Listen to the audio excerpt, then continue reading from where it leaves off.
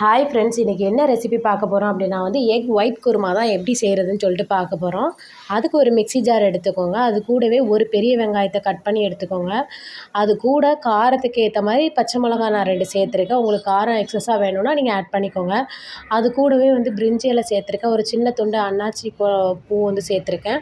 அப்புறம் வாசனைக்காண்டி ஒரு ஏலக்காய் சேர்த்துருக்கேன், ஒரு கிராம்பு சேர்த்துருக்கேன், ஒரு சின்ன துண்டு பட்டை சேர்த்துருக்கேன், ஒரு சின்ன பீஸ் கல்பாசி சேர்த்துருக்கேன், அப்புறம் ஒரு கைப்பிடி அளவுக்கு தேங்காய் சேர்த்துருக்கேன்.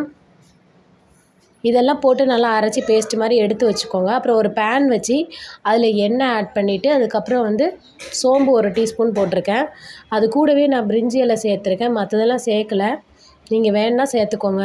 அப்புறம் ஒரு பெரிய வெங்காயம் நீல வாக்கில் மெல்லிசாக கட் பண்ணி எடுத்து வச்சுருக்கேன். அதை ஆட் பண்ணிக்கிட்டேன். அது நல்லா மிக்ஸ் பண்ணி விட்டுக்கோங்க. நல்லா வதங்கணும். நல்லா வதங்கி கலர் சேஞ்ச் ஆனதுக்கப்புறம் தான் இஞ்சி பூண்டு பேஸ்ட் ஆட் பண்ணணும்.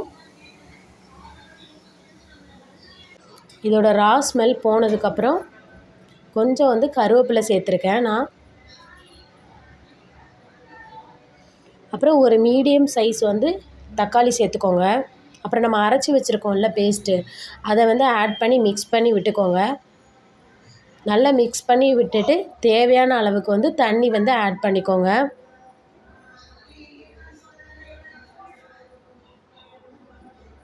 தண்ணி ஆட் பண்ணதுக்கப்புறம் தேவையான அளவுக்கு உப்பு போட்டுக்கோங்க. நல்லா கொதி வரட்டும்.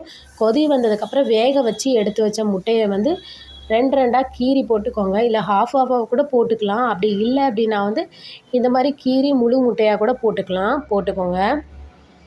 ஆட் பண்ணி நல்லா எண்ணெய்லாம் பிரிஞ்சு வந்ததுக்கப்புறம் கொத்தமல்லி தழை, கொஞ்சம் கஸ்தூரி மெத்தி இதெல்லாம் போட்டு இறக்கி எடுத்து சூடாக இட்லி, தோசை, சப்பாத்திக்கெலாம் சர்வ் பண்ணிங்க அப்படின்னா டேஸ்ட்டு சூப்பராக இருக்கும். ட்ரை பண்ணி பாருங்கள். ட்ரை பண்ணிவிட்டு எப்படி இருந்ததுன்னு கமெண்ட்ஸில் ஷேர் பண்ணுங்கள்.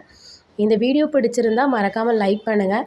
நீங்கள் இப்போ தான் ஃபஸ்ட் டைம் நம்மளோட சேனல் பார்க்குறீங்க அப்படின்னா மறக்காமல் சேனலை சப்ஸ்கிரைப் பண்ணுங்கள். கூடவே பெல் பட்டனையும் கிளிக் பண்ணிக்கோங்க.